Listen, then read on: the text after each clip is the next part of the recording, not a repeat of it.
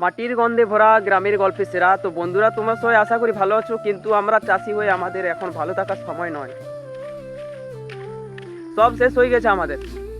হ্যাঁ, ঠিকই বলেছি আমি। কেননা কি হয়েছে জানো, পরশু সকালে আমরা ধান কাটলাম। ধান কাটিয়ে যেই ঘর গেছি তখন সব কিছু ঠিক ছিল। বিকালে যেই ঘর গেলাম তারপর থেকে সে পিটি পিটি জল পড়তে শুরু করলো। সে জল আর থামে নাই। আজকেও এখনো পিটি পিটি জল পড়ছে।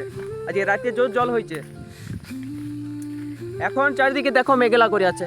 তো কি হয়েছে জানো, যারা ধান কাটিছে তাদের ধান জমিতে ভিজে পুরো স্যাঁতসেঁতে হয়ে গেছে। আর সেই ধান তুলা যাবে বলে কোনো গ্যারেন্টি নাই। আর যারা ধান কাটে নাই তাদের কি হয়েছে জানো, তাদের ঝড়ে মাটিতে শুয়াই দিচ্ছে ধানগুলো। তো তাদের মধ্যে আমিও আছি।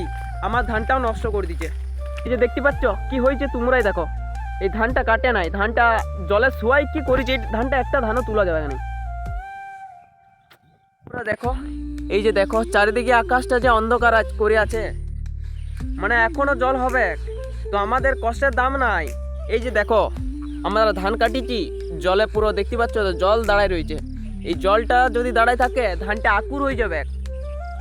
তো আমরা হাল ছাড়ার লোক লই। তো আমি আর বাবা দুজন মিলে নাই এখন এই যে দেখো বাবা কোদালি আছে, তো এই লালা কাটবো।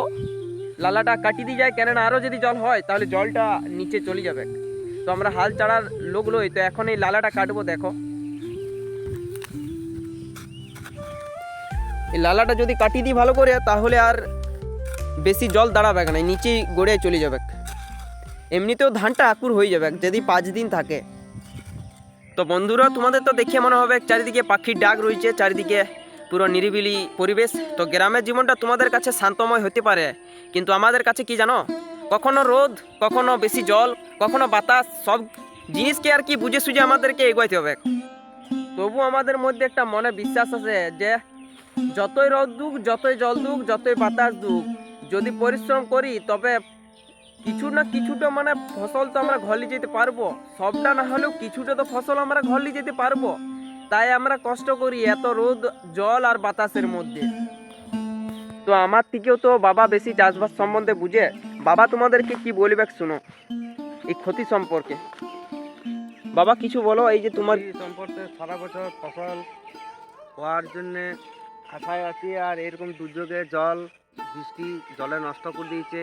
জলে ভাসছে ধান, সেই ধান তোলা এখন তো যাবে না। 3-4 দিন এইরকম জলে ভিজে থাকলে ধানটা আকুর হয়ে যাবে। এবারে মেঘ এইরকমই এখনও 3 দিন না 4 দিন এইরকম যদি করে, 7 দিন হয়ে গেল, 7 দিন পর ধান যদি তোলা হয় বা ছাকা হয়, ধান তখনকে আকুর হয়ে যাবে, বেকার হবে খাটারিটা। তো তোমরা তো মনে হচ্ছে এই যে দেখছো ধান তো জলে ভাসে নাই, কিন্তু কি বলো না, মাটিটা পুরো সপসপে হয়ে গেছে ভিজে। তো এই মাটি ভিজাটাতে যদি ধানটা 5 দিন থাকে না, আকুর হতে শুরু করে দেবে। কি যে বলবো।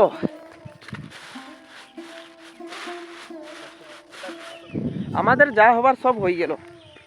তো তোমাদের কাছে এটা আশা থাকবে যে তোমাদের আশেপাশে জন চাষিগুলো আছে সেই চাষিদেরকে একটু সম্মান করো। কেননা যা কি জানো, এই যে আমরা ধানটা তৈরি করব, এই ধান থেকে চাল হবে, সেই চালটা থেকে যারা চাষ করো নাই, তোমাদের ঘরে ঘরে নাই, এই ধানটা চালটা তোমাদের ঘরকে যায়, ওইটা থেকে পেট ভরো।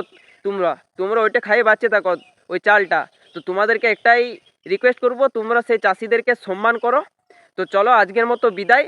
এখানে আমার ব্লগটা শেষ করছি, আরও নতুন ব্লগে দেখা হবে। তোমাদের যদি একটু আমাদের দুঃখটা দেখে চেতনা জাগে তাহলে একটু সাপোর্ট করে যাবে তোমরা। ঠিক আছে, চলো আজকের মতো এইটাই।